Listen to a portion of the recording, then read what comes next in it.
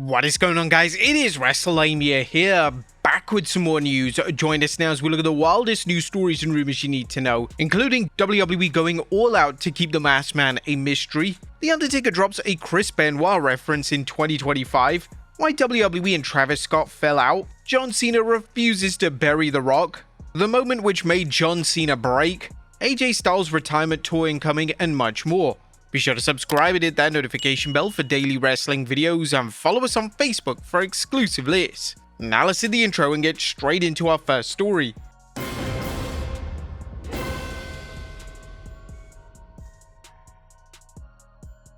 Now, our first story looks at WWE going all out to keep the mystery man a secret. Now, our top story today looks at the WWE's Masked Man mystery, and a new report has indicated that they're going to great lengths to keep the identity of the Masked Man under wraps. As we all saw on Raw this week, the mysterious Masked Man made his presence felt, and fans were quick to notice that this Masked Man clearly wasn't Austin Theory. The Masked Man on Raw had a leaner build and was considerably more agile than the former US champion. It's now been reported that WWE are actively using different names under the mask each week, and the logic for this is that it will throw fans off, and according to the Wrestling Observer Radio, fans won't be able to guess who is under the mask. In an effort to throw fans off, it appears at least two different people have been under the Mystery Man mask. It's also been reported that the man in the mask on Raw this week was none other than Montez Ford. It was reported back at Survivor Series that just because Theory was under the mask, he wasn't necessarily going to be revealed as the Mystery Man.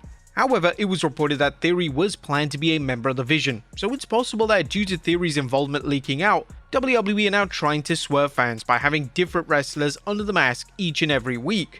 There has been some speculation that WWE could debut or have a returning wrestler in the mask, with some fans on social media firmly believing that the identity of the Masked Man is going to be revealed as Chris Jericho. And again, we're going to explain ourselves. Chris Jericho was not the man who ran up the cage at Survivor Series, nor did he appear on Raw. This is the way that WWE is going to swerve us. They're going to have different wrestlers play the Masked Man, but then he will eventually be revealed as Chris Jericho. Jericho is the king of huge returns, and him being revealed as the Masked Man would be a fitting way to reintroduce himself to WWE programming. Now, it's also not out of the realm of possibilities that WWE aren't even sure who is going to be revealed.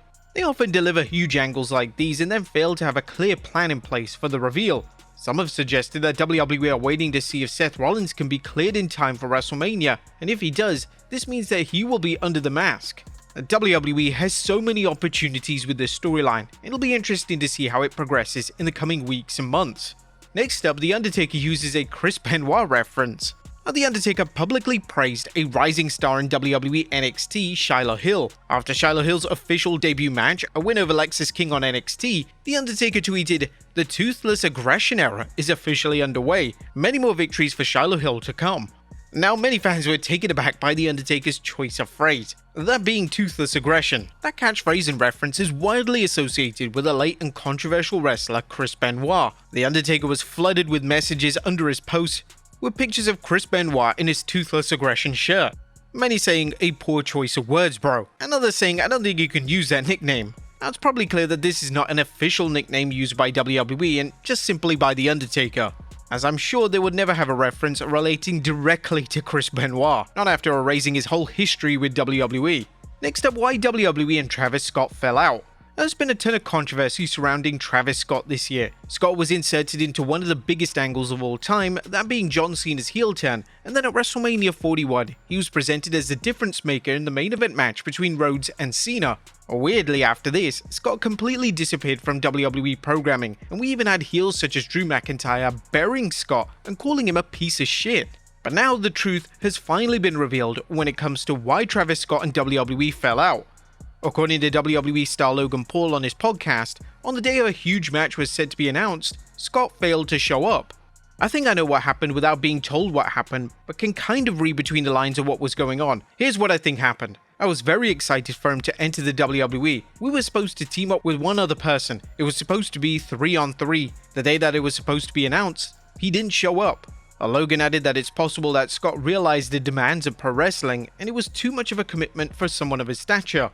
I think what happened is, my guess is he probably realized at some point that it's really physically demanding, really hard, and a lot of work. It's probably too much commitment for someone who is a rock star of his caliber.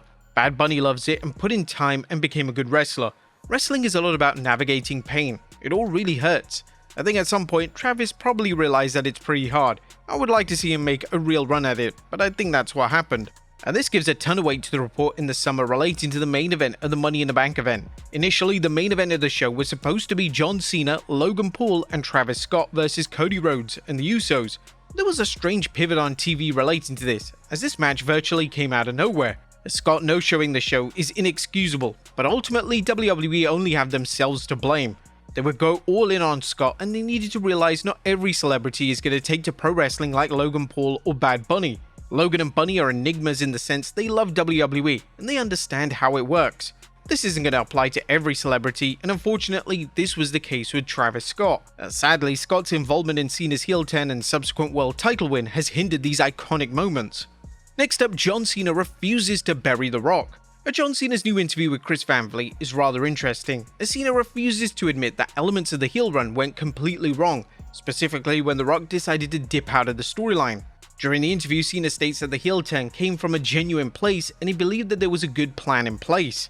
Okay, so it took my focus on Cody, on the championship, and on frustrations that I've had. It all comes from a genuine place, things I could say. I'm so happy to say that I wouldn't retread the course because I gave everything I had my poor wife. I'd wake up in the middle of the night writing promo lines and thinking about spots and stuff. The opponents I had were great, but I remember everyone talking in February and being like, this is how things change. Yes, this is a good plan.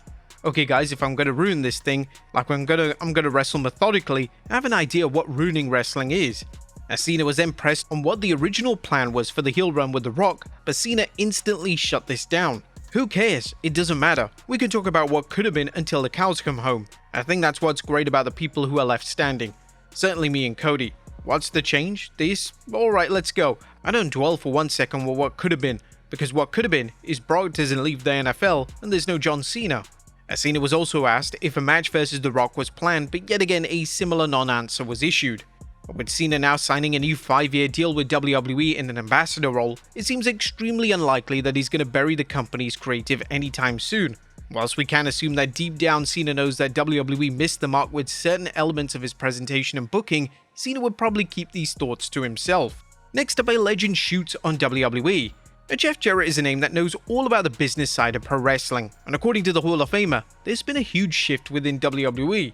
According to Jarrett during an interview with Adventure Gamers, WWE has changed and the only thing that they care about is dollars and cents. These are similar sentiments to what fans have been saying all year. WWE is lacking soul right now and every decision has a monetary goal behind it.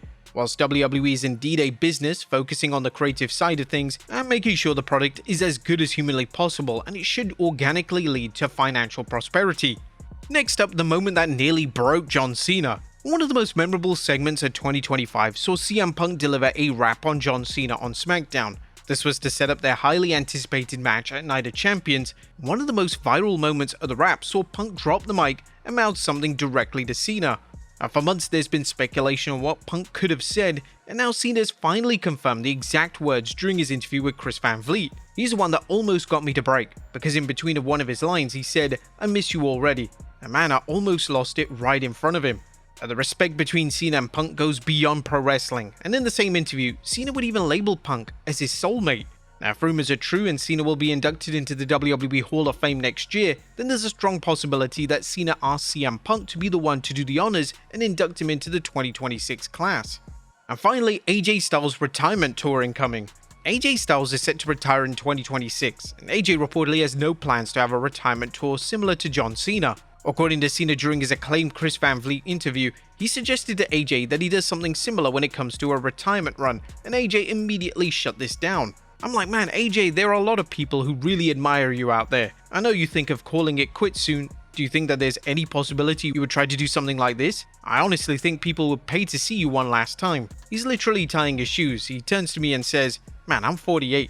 And as soon as that word's left his mouth, he didn't have to say anything else. It's something about those late 40s where he's like, I'm already overstaying my physical welcome. They just don't see it.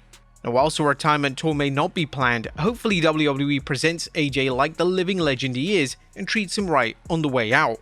But there you have it, folks, the wildest news stories and rumors you need to know. Be sure to leave your comments down below, and I'll see you next time with some more wrestling content.